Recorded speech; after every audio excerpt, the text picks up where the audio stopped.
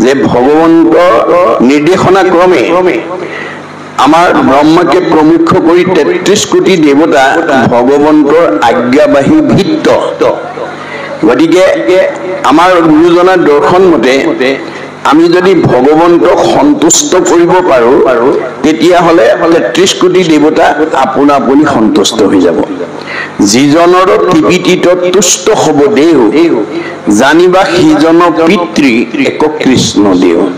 আমাৰ সকলোৰে পিতৃ কৃষ্ণ আমি তেওঁৰে সন্তান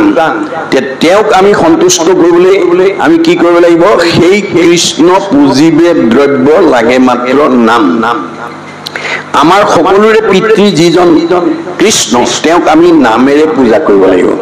আৰু হে নাম কাৰো পৰা ধাৰ কৰিব নালাগে হিয়াৰ মাজে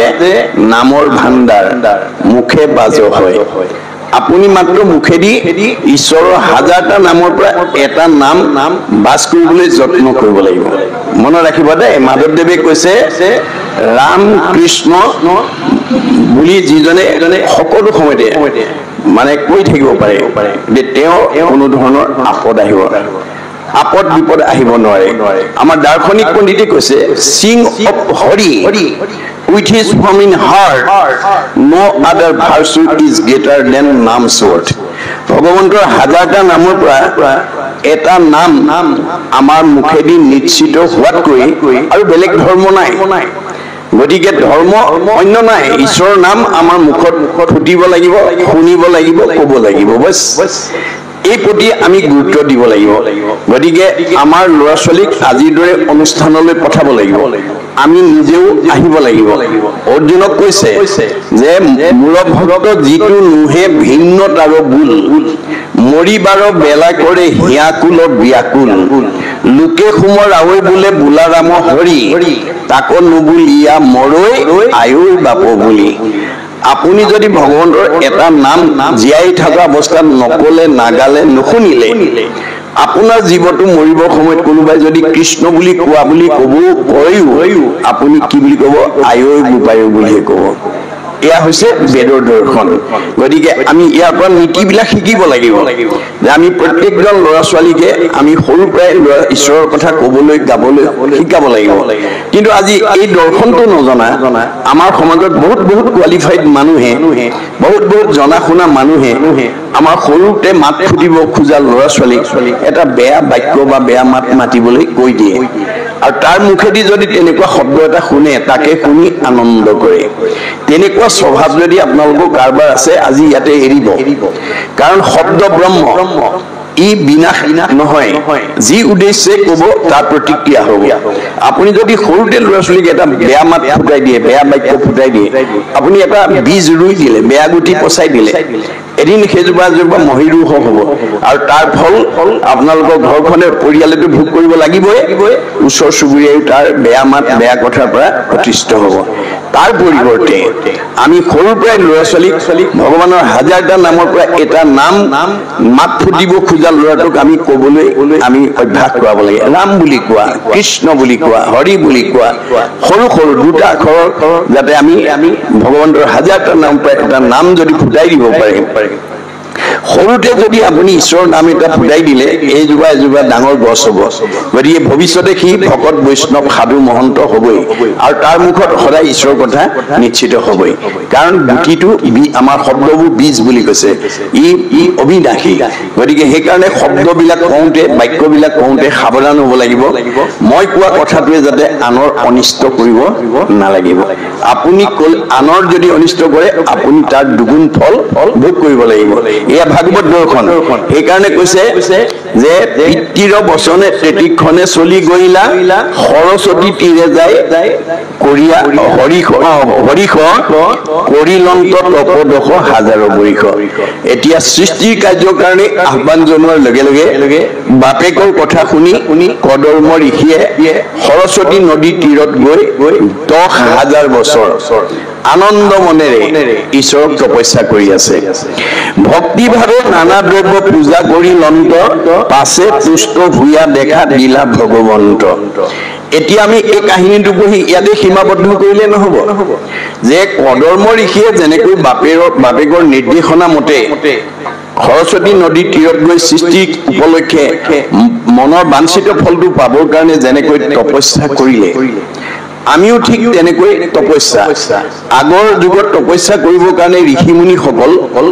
ঘৰ দুৱাৰ এৰি ল'ৰা তিৰোতা এৰি গছৰ তলত বদৰিকা শ্ৰমত নিৰিবিলি স্থানত গৈ তপস্যা কৰিছিলে কিন্তু আমাৰ কলি যুগৰ মানুহে এতিয়া ঘৰ দুৱাৰ এৰি ল'ৰা তিৰোতা এৰি বিষয় সংখ্যাৰ এৰি তেনেকৈ গছৰ তলত তপস্যা কৰিব নালাগে আমাৰ কলি যুগৰ মানুহে আজি এই দুদিন তপস্যা আপোনালোকে কৰিছে এতিয়া আপোনালোকে ইয়ালৈ ওলাই আহিলে কাৰ ঘৰুৱা দায়িত্ব নাই কাৰ বিষয়ৰ কাম নাই সব এই থৈ আহিলে গতিকে আজিৰ কলি যুগৰ মানুহে আমি তেনেকৈহে তপস্যা কৰিব লাগিব সাধুৰ সংগত আহি আমি যিকণ কৃষ্ণ কথা শুনিম সেয়া হ'ব আমাৰ কাৰণে অক্ষয় তপ যিমানে কৃষ্ণক দিয়ে সেহিকে অক্ষয় ইহাকো নিবাকৈ একো জনে নপাৰে আপোনালোকে আজি এই দুটা দিনত অনুষ্ঠানৰ আৰম্ভণিৰ পৰা শেষলৈকে যিকণ সময় দিলে এইটো হৈছে অক্ষয় তপ এই পুণ্যটো আমাৰ লগত যাব আমি বাকি যিবিলাক পাৰ্থিৱ সম্পদ ঘটিছো সব ইয়াত এৰি থৈ যাব সেইকাৰণে এক ক্ষণ 4 মিনিট সময় যাতে আমি নিজৰ লগতে আমাৰ পৰিয়ালবৰ্গই ঈশ্বৰৰ কাৰণে যাতে দিব পাৰে তেতিয়াহ'লে আমাৰ মানৱ জন্ম ধৰা সাৰ্থক হ'ব আমাৰ শাস্ত্ৰত কৈছে এক ক্ষণ মানে যিটো শুনে কৃষ্ণ কথা তাৰ বিনে আনৰ জীৱন যাই বৃথা এই কথাটো আপুনি মই নুবুজাটো সৰু কথা ভগৱানৰ পৰম সখা অৰ্জুনেও বুজি পোৱা নাছিল সেইকাৰণে এদিন অৰ্জুনক সংস্কাৰ কৰাৰ উদ্দেশ্যে কৃষ্ণক প্ৰশ্ন কৰিলে সখা প্ৰভু তুমি বাৰু জীৱনত কেতিয়াবা সঁচা কঠীয়া গাঁও দেখিছানে অৰ্জুনে ক'লে সঁচা কঠীয়া গাঁও আছে নেকি বোলে আছে তো না তুমি দেখিছানে নাই বোলে দেখা নাই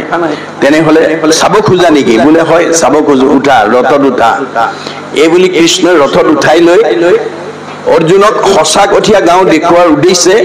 সঁচা কঠীয়া গাঁৱৰ অভিমুখে তীব্ৰ বেগেৰে ৰথ এৰি দিছে কিছু দূৰ যোৱাৰ পিছতেই সঁচা কঠীয়া গাঁৱৰ পৰা এজন আলৰ বুঢ়া হাতত লাখুটি লৈ থৰক বৰকে আহি আছে এয়া কৃষ্ণৰ কৰ্ম আঁচনি দেই মনত ৰাখিব আমাক জ্ঞান দিবৰ কাৰণে আমাক মানে শুদ্ধ পথ দেখাবৰ কাৰণে এইবোৰ একোটা ঠাউকতে লোৱা কৰ্ম আঁচনি লৈ পেলাই তেওঁ অৰ্জুনক ক'লে সখা সেই বৃদ্ধগৰাকী দেখিছানে বোলে দেখিছো সেইগৰাকীয়ে সঁচা কঠীয়া গাঁৱৰ আচল বৃদ্ধ ইমান বুঢ়া বয়সত তেওঁ হাতত লাখুটি লৈ থৰক বৰককেনো কোনফালে যায় তুমি সুধিবাচোন তেতিয়া অৰ্জুনে ক'লে মই ওচৰ পালে ৰথখন ৰাখি দিবা মই ৰাখি দিম বুঢ়াৰ ওচৰত পোৱাৰ লগে লগে ৰথ ৰাখি দিলে তেতিয়া কৃষ্ণই অৰ্জুনক ক'লে সোধাচোন ক'ত যায় ককা বোপা তুমি ইমান বৃদ্ধ বয়সত হাতত লাখুটি লৈ থৰক বৰককে কোনফালে যোৱা বোপা মই সাধুৰ সংগলৈ যাওঁ সাধুৰ সংগলৈ বোলে হয় কৃষ্ণই ক'লে বয়স কিমান হৈছে সোধাচোন ককা আপোনাৰ বাৰু বয়স কিমান হৈছে এই বোপা সঁচা কথা ক'বলৈ গ'লে মোৰ বয়স মাত্ৰ 5 বছৰ অৰ্জুনেতো ৰথৰ ওপৰতে জঁপিয়াই উঠিল হেৰা সখা এইজনে নেকি সঁচা কঠীয়া গাঁৱৰ আচল বৃদ্ধ দেখোঁতেই শীতল পিঠিতেই গায় দেখাতে 80-85 বছৰৰ বুঢ়া আৰু তেওঁ মাত্ৰ 5 বছৰ বুলি ক'লে আৰু সেইজনকে তুমি সঁচা কঠীয়া গাঁৱৰ আচল বৃদ্ধ বুলি স্বীকৃতি দিলা ভিতৰৰ সোপাই কি ক'ব মোক আৰু দেখুৱাবগৈ নালাগে ইয়াৰ পৰাই ৰথখন ঘূৰোৱা কৃষ্ণই ক'লে ৰ'বাচোন ৰ'বা সখী ধৈৰ্য ধৰা কিয় তেনেকে ক'লে সোধাচোন ককা অকণমান ৰ'বচোন কি হ'ল বোপা মোৰ সংশয় হৈছে কি সংশয় এই তোমাকতো দেখাত দেখোন 80-85 বছৰ বুঢ়া যেন লাগিছে তুমি মাত্ৰ 5 বছৰ বুলি ক'লা বোপা ৰহস্য আছে ৰহস্য বোলে হয় ভেদ কৰা হওকচোন তুমি ভবাৰ দৰে মোৰ জন্মগত বয়স 85 বছৰ সঁচা কিন্তু বিগত 80টা বছৰ মই ইন্দ্ৰিয় সুখ পৰিয়াল পৰিপালনৰ চিন্তাতে মই পাৰ কৰিলো ঈশ্বৰত শৰণ লোৱা নহল আৰু সাধুৰ সংগত গৈ মই কৃষ্ণ কথা নুশুনাকৈ মোৰ এই 80টা বছৰ পাৰ হ'ল গতিকে বেদৰ মতে ভগৱানৰ বাক্য মতে একক্ষণ মানে যিটো শুনে কৃষ্ণ কথা তাৰ বিনে আনৰ জীৱন যাই বৃথা যে দৈনন্দিন যদি মই এক ক্ষণ 4 মিনিট সময় যদি ঈশ্বৰৰ কাৰণে নিদিয়াকে পাৰ কৰিলো সেইবোৰ মোৰ বৃথা আয়ুস গ'ল গতিকে বিগত 80টা বছৰ মোৰ বৃথা আয়ুস গ'ল গতিকে মই ভগৱন্তক শৰণ গ্ৰহণ কৰি সাধুৰ সংগত কৃষ্ণ কথা শুনা মোৰ মাত্ৰ 5 বছৰ হৈছে এই সঁচা হিচাপটোহে তোমাক দিছো সেইদিনাখনে অৰ্জুনৰ দিব্য চক্ষু মুকল খাইছে যে ভগৱানে আমাৰ জীৱনৰ আয়ুসবিলাকৰ গণনা কোন দিনাৰ পৰা কৰে মাধৱদেৱে ঘোষাত লিখি থৈ গৈছে হৰিপদ সেৱা নকৰে নিমিত্তে মায়ায়ে বান্ধি ফুৰাৱে তাওত মায়াক নকৰে ৰহিত শৰণ নলয়ে যাৱে আমি যেতিয়ালৈকে ঈশ্বৰৰ শৰণ নলম তেতিয়ালৈকে আমাৰ জীৱ গতি পাব নোৱাৰে আমাৰ এতিয়া এই দৰ্শনবিলাক নজনাৰ কাৰণে আজি আমাৰ বহুত সমাজত পিতৃ মাতৃ এটা বদ্ধমূল ধাৰণা জনবিশ্বাস লোকবিশ্বাসৰ ওপৰত ভিত্তি কৰি আমাৰ ল'ৰা ছোৱালীক শৰণ দিয়া কথা ক'লে কি বুলি কয় ইমান সৰুতে ল'ৰা ছোৱালীক শৰণ দিলে কেনেকে পালন কৰিব নাই ইমান সৰুতে শৰণ দিব নোৱাৰে এইটো আপোনাৰ বা মোৰ মতহে এটো বেদৰ মত নহয় আমি নিজৰ মতটো কেতিয়াও সমাজত বা পৰিয়ালত প্ৰতিষ্ঠা কৰিব নালাগে কাৰণ মোৰ মতটো আপোনালোকৰ গ্ৰহণযোগ্য নহ'ব পাৰে আপোনালোকৰ মতটো মোৰ গ্ৰহণযোগ্য নহ'ব পাৰে কিন্তু বেদৰ যিটো মত মহাপুৰুষৰ যিটো মত সেইটো সাৰ্বজনীন সনাতন ই পৃথিৱী থকালৈকে মানুহ জাতি থকালৈকে মানে জীৱনত প্ৰয়োগ হৈ থাকিব গতিকে আমাৰ বেদে কি বুলি কৈছে হেন জানি শিশু হ'ব এৰা আন কৰ্ম ধৰিও কুমাৰ কালে ভাগৱত ধৰ্ম আমি ল'ৰা ছোৱালীক সৰুৰ পৰা ভক্তি ধৰ্ম শিক্ষা দিব লাগিব আপোনালোকৰ ঘৰলৈ অহা আলহী অতিথি ভকত বৈষ্ণৱ সন্ত মহন্ত আহিলে আপুনি ল'ৰা ছোৱালীকেইটাক মাতি আনি সেৱা এটা লোৱাৰ ব্যৱস্থাটো কৰিব লাগিব আপুনিহে জানে আপোনালোকৰ স্কুললৈ পঠিওৱা ল'ৰা ছোৱালীকেইটা কোন বিষয়ত দুৰ্বলতা আছে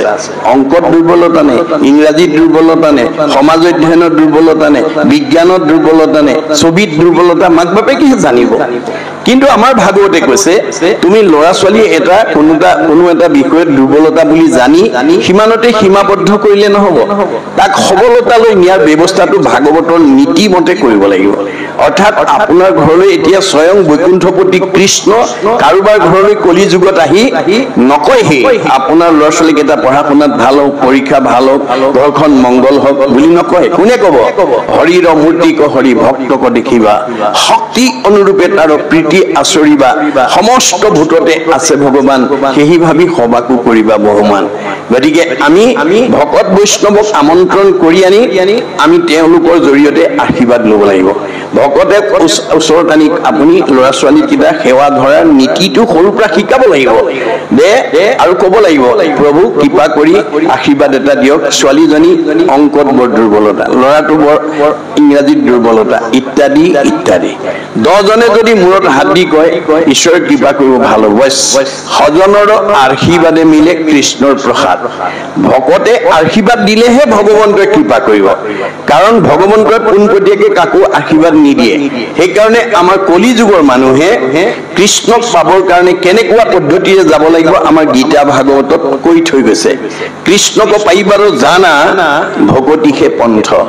ইহাক কহে গীতা ভাগৱত গ্ৰন্থ গীতা ভাগৱতে আমাক কি কৈছে যে কৃষ্ণক এতিয়া কলি যুগৰ মানুহে পাবলৈ হলে ভক্তিৰ মাধ্যমেৰে কৰিব লাগিব আৰু ভক্তিটো ক'ত কৰিব লাগিব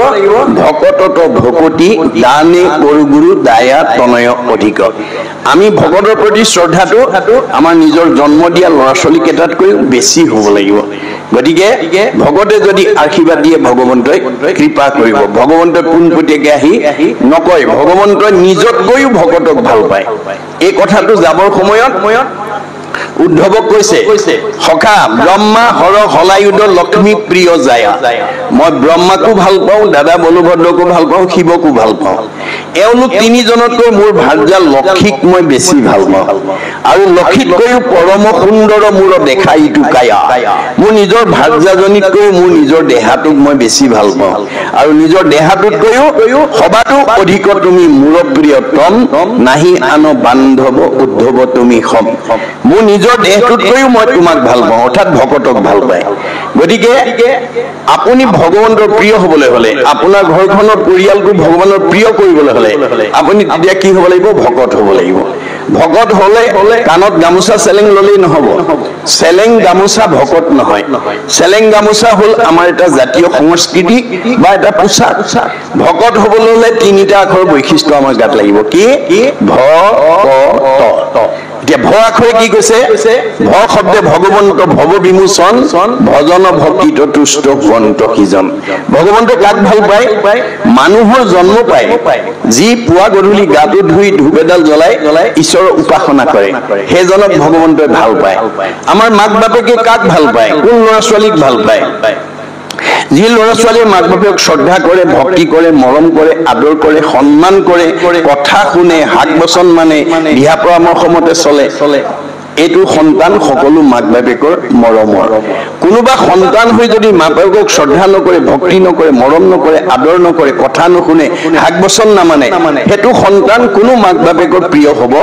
নোৱাৰে এইটো যেনেকৈ বাস্তৱ সত্য আমি কাৰ সন্তান যিজনৰ অতি পীড়িত তুষ্ট হ'ব দেও জানিবা সিজনৰ পিতৃ এক কৃষ্ণদেৱ আমাৰ সকলোৰে পিতৃ কৃষ্ণ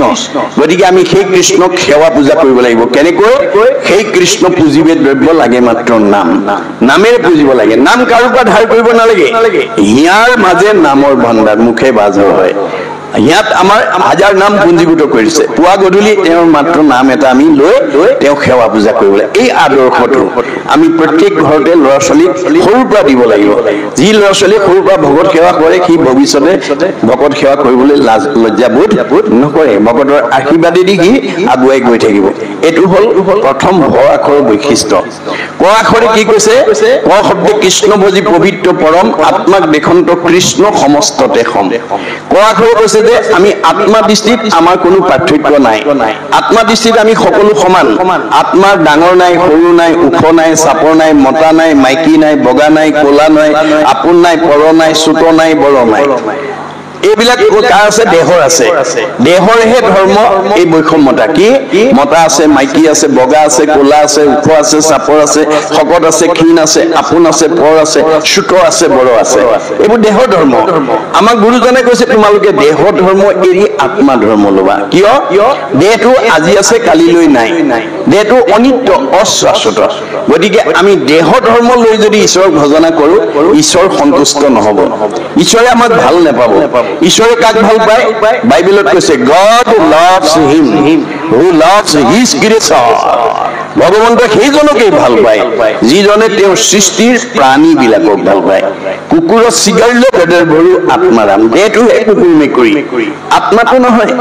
গতিকে আমি কৰ্ম দুখত আপুনি মই আজি মানুহ হৈছো কালিলৈ হয়তো আপুনি ময়ো মানে কুকুৰ মেকুৰী গাহৰি হ'বলগীয়া হ'ব পাৰে গৰু ছাগলী হ'বলগীয়া হ'ব পাৰে কিয় যদি আপুনি এই জন্মত কাৰোবাৰ দোকানৰ ধাৰ আনি পেলাই যদি ধাৰটো নামাৰে কাৰোবাৰ পৰা বিপদৰ সময়ত কিবা এটা ধাৰ কৰি আনি যদি ঘূৰাই নিদিয়ে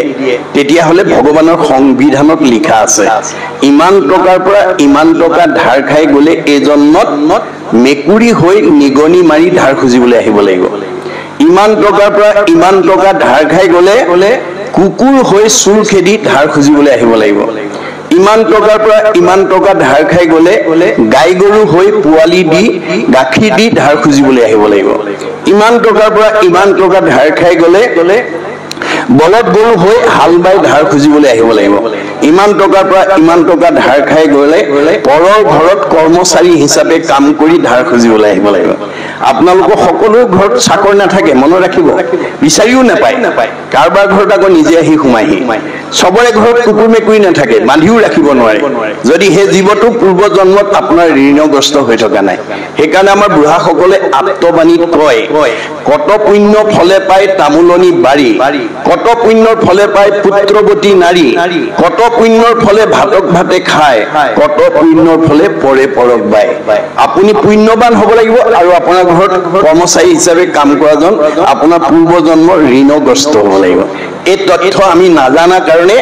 আজি বহুত মানুহে মানে কৰ্মচাৰীবিলাকক বেয়া ব্যৱহাৰ কৰে আমাৰ বহুত গৃহস্থীয়ে তেওঁৰ ঘৰত কাম কৰা মানুহৰ প্ৰতি বেয়া ব্যৱহাৰ কৰে এইটো স্বভাৱ আছে যদি আপোনালোকে ইয়াতে এৰিব ভগৱানে কৈছে মই কৰ্ম দুখত আহি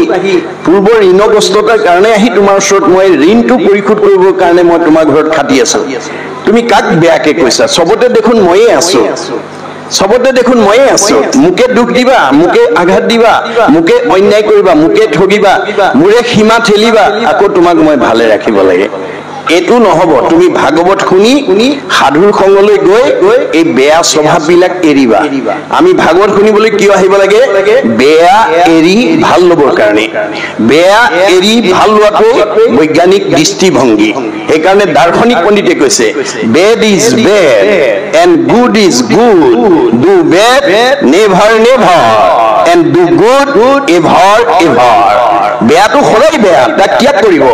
ভালটো সদায় ভাল তাক আঁকোৱালি ল'ব কপিলে মাকক কৈছে জীৱৰ দুৰ্ভেদ্য পাশু সংগ কহয়